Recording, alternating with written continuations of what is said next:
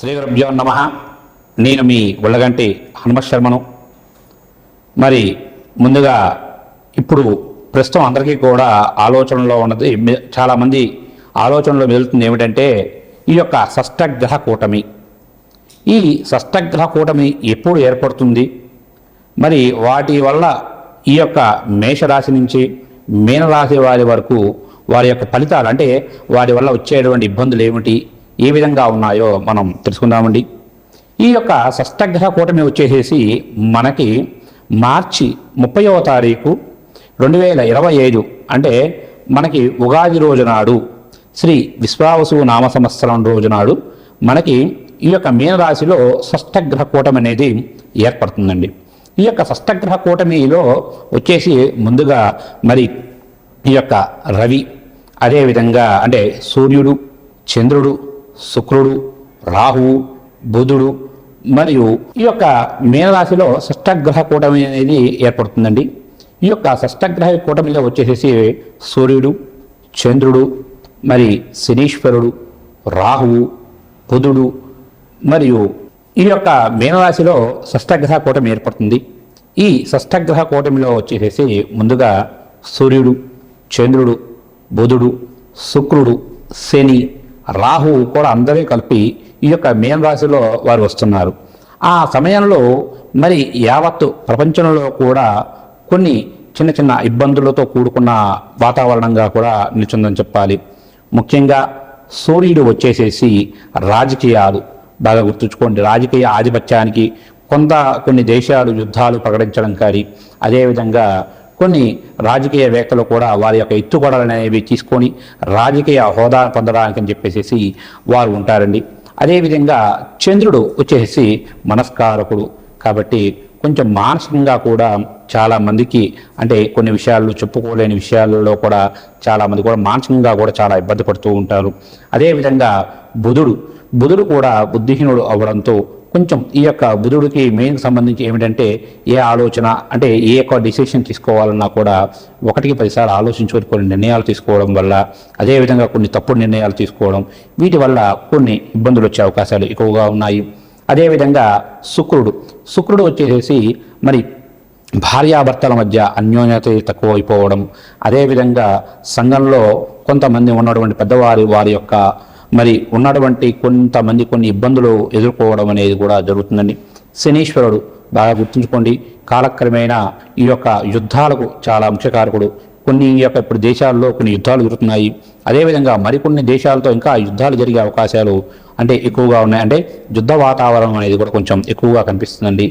రాహువు అదేవిధంగా ఆరోగ్యరీత్యా చాలా ఇబ్బందులు గురి చేసే అవకాశాలు ఎక్కువగా ఉన్నాయి. అంటే అంతకుముందు 2019వ సంవత్సరంలో మనకి ఈ యొక్క కరోనా వైరస్ అనేది ఏ విధంగా అయితే వచ్చిందో, ఇప్పుడు అదేవిధంగా ఈ యొక్క మరి 2025వ సంవత్సరంలో ఈ యొక్క పంచగ్రహ కూటమి, ఈ యొక్క 2025వ సంవత్సరంలో మార్చి 30వ తారీఖు నాడు మనకి షష్టగ్రహ కూటమి ఏర్పడడం వల్ల ఇప్పుడు మనం వింటున్నాము ఈ యొక్క చైనా వల్ల మరొక వైరస్ అనేది వ్యాప్తి చెందుతుంది అని. దానివల్ల కూడా కొంచెం చిన్న చిన్న ఇబ్బందులు ఉండే అవకాశాలు ఎక్కువగా కనిపిస్తున్నాయి. కాబట్టి ఈ యొక్క షష్టగ్రహ కూటమి అనేది చాలా మందికి చాలా విధాలుగా కొంచెం నష్టాన్ని చేకూర్చే అవకాశాలు అనేవి కూడా చాలా ఎక్కువగా కనిపిస్తున్నాయండి. ఇక ముందుగా మనం ఆదిత్యాది నవగ్రహాలలో, అంటే ముఖ్యంగా చెప్పాలి అంటే ఈ యొక్క ఆదిత్య నవగ్రహ ప్రభావం అనేది ఈ యొక్క 12 రాశుల పైన, అంటే ఈ యొక్క షష్టగ్రహ కూటమి ఏర్పడడం వల్ల ఈ యొక్క 12 గ్రహాలపైన వాటి యొక్క ఫలితాలు ఏ విధంగా ఉన్నాయో తెలుసుకుందామండి. ఈ యొక్క షష్టగ్రహ కూటమి ఏర్పడడం వల్ల ఈ మకర రాశి వారికి ఫలితాలు ఏ విధంగా ఉన్నాయో తెలుసుకుందామండి. షష్టగ్రహ కూటమి ఏర్పడడం వల్ల మకర రాశి వారికి, అంటే మకర రాశి నుంచి మీన రాశి వారికి 3వ స్థానంలో వీరికి ఈ యొక్క షష్టగ్రహ కూటమి ఏర్పడడం వల్ల ఈ యొక్క మరి మకర రాశి వారికి చాలా మంచి జరిగే అవకాశాలు ఎక్కువగా కనిపిస్తున్నాయి.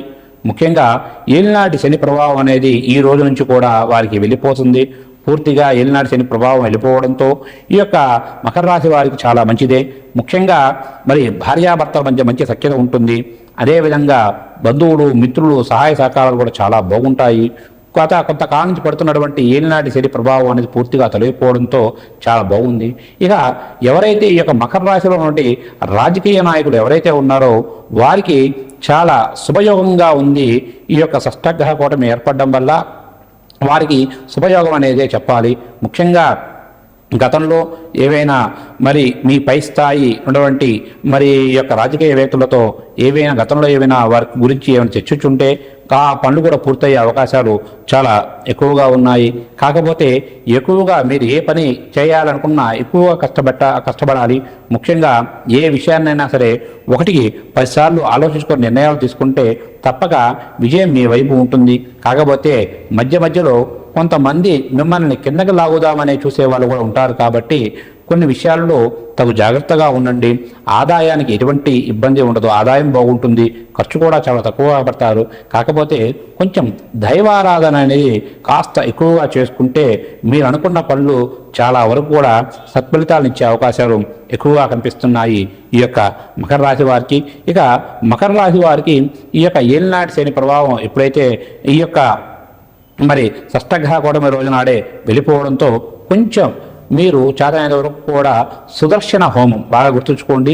సుదర్శన హోమం చేసుకోవడం వల్ల కొంతమంది బయట వ్యక్తుల వల్ల వచ్చే కొన్ని ఇబ్బందులు, అదేవిధంగా మన యొక్క శత్రువుల వల్ల వచ్చే ఇబ్బందులన్నీ కూడా తొలగి మీరు అనుకున్న పనులు కూడా సకాలంలో పూర్తయ్యే అవకాశాలు ఎక్కువగా ఉన్నాయి. కాబట్టి తప్పక మీరు సుదర్శన హోమం చేసుకుంటే ఈ యొక్క మకర రాశి వారికి అంతా మంచి జరిగే అవకాశాలు ఎక్కువగా ఉన్నాయి. తప్పగా సుదర్శన హోమం చేసుకోండి, శుభస్య శీఘ్రం ఉన్నాయి. కాబట్టి కొంచెం ఆరోగ్య విషయంలో చాలా జాగ్రత్తలు తీసుకుంటే చాలా మంచిదండి. కాకపోతే ఈ యొక్క షష్టగ్రహ కూటమి అనేది మనకి వచ్చేసి మార్చి 30వ తారీఖు ఏర్పడి తర్వాత అది ఏర్పడిన తర్వాత మీకు మే 15 తర్వాత మీ యొక్క షష్టగ్రహ కూటమి ప్రభావం అనేది కొంచెం తగ్గి ఆ తర్వాత కొన్ని మీకు మార్పులు వస్తాయండి. ముఖ్యంగా చెప్పాలి అంటే అన్ని సమస్యలు కూడా నెమ్మదిగా తగ్గుముఖం పడతాయి. కొన్ని విషయాల్లో ఆచిచూచి నిర్ణయాలు తీసుకోవడం వల్ల కొన్ని ఇబ్బందులు అయితే తప్పుతాయండి. కాకపోతే ఈ యొక్క వాహన ప్రమాదాలు కూడా అధికంగా కనిపిస్తున్నాయి. కాబట్టి ఎప్పుడైనా సరే మీ యొక్క ప్రయాణం చేసే సమయంలో తగు జాగ్రత్తగా ఉండండి. ముఖ్యంగా మీకు ఈ యొక్క షష్టగ్రహ కూటమిలో వచ్చేసి బుధుడు అంటే ఈ యొక్క ఏదైతే మిథున రాశికి అధిపతి అయినటువంటి బుధుడు కూడా అక్కడే ఉన్నాడు. కాబట్టి ఆ యొక్క కొంచెం ఆ యొక్క బుద్ధి కుశలత చాలా ముఖ్య అవసరము. ఎందుకంటే బుద్ధి మామూలుగా మనం ఏదైనా ఒక ఆలోచన విధానాలు తీసుకునేటప్పుడు కొంచెం జాగ్రత్తగా ఉండాలి. ఎందుకంటే బుధుడు బుద్ధిహీనుడు అంటారు. కాకపోతే కొన్ని విషయాల్లో కొంచెం మనం ఏ నిర్ణయం తీసుకున్నా కూడా అంటే పక్క వ్యక్తుల ద్వారా కొన్ని నిర్ణయాలు తీసుకునే అవకాశాలు ఉంటాయి. అంటే మనం ఎప్పుడు కూడా పక్క వ్యక్తి తీసుకున్న నిర్ణయాన్ని బట్టి మన నిర్ణయం తీసుకుందాము అనే ఒక ఆలోచన ఎక్కువగా ఉంటుంది. కాబట్టి అటువంటి ఆలోచనలను మానివేసేసి నెమ్మదిగా మీ స్వతహాగా మీరు తీసుకునే ఆలోచనలోనే మీరు తీసుకునే నిర్ణయం వల్ల మీకు అంతా మంచి జరుగుతుందండి. ఇక వీరు ఈ యొక్క షష్టగ్రహ కూటమి ప్రభావం మరి వీరు తగ్గించుకోవాలి అనుకుంటే ముఖ్యంగా వీరు చేయవలసింది ఏమిటయ్యా అంటే దుర్గాదేవికి బాగా గుర్తుంచుకోండి. దుర్గాదేవి అమ్మవారికి మరి అర్చన కానీ కుంకుమార్చన కానీ లేదా మరి ఈ యొక్క హోమాది క్రతువులు అంటే దుర్గా హోమం కానీ చండీ హోమం కానీ చేసుకోవడము లేదా లక్ష్మీ సహిత గణపతి హోమం అంటే లక్ష్మీ గణపతి హోమం చేసుకుంటే మీకు చాలా మంచి జరిగే అవకాశాలు ఎక్కువ ఉన్నాయి. కొన్ని విషయాల్లో దుర్గా అమ్మవారికి పూజ చేయడం వల్ల శత్రువుల వల్ల అంటే కొంతమంది మనకు తెలియనటువంటి బయట వ్యక్తుల వల్ల వచ్చే కొన్ని ఇబ్బందులు అయితే తొలగిపోతాయి. అదేవిధంగా లక్ష్మీ గణపతికి హోమం చేయడం వల్ల ఈ యొక్క ఏదైతే మనకి ముఖ్యంగా చెప్పాలంటే కొన్ని మనం అనుకున్న పనులు ఏవైతే కావో అటువంటి పనులన్నిటికీ కూడా ఆదో పూజో గణాధిప అన్నారు. మనం ఏ కార్యం తలపెట్టినా కూడా ముందుగా గణపతికి పూజ చేసుకొని ప్రారంభిస్తే అటువంటి కార్యాలన్నీ కూడా నిర్విఘ్నంగా ఎటువంటి ఆటంకాలు లేకుండా పూర్తవుతాయి. కాబట్టి మీరు అనుకున్న పనులు సకాలంలో పూర్తవ్వాలి అంటే తప్పక లక్ష్మీ గణపతి హోమం చేసుకోండి.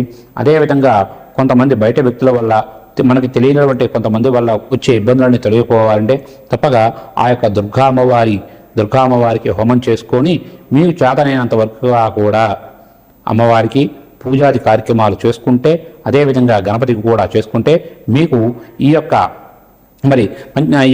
షష్టగ్రహ కూటమి ప్రభావం అనేది కొంచెం తగ్గి మీకు మే 15 తర్వాత మీకు అంతా కూడా మంచి జరుగుతుంది.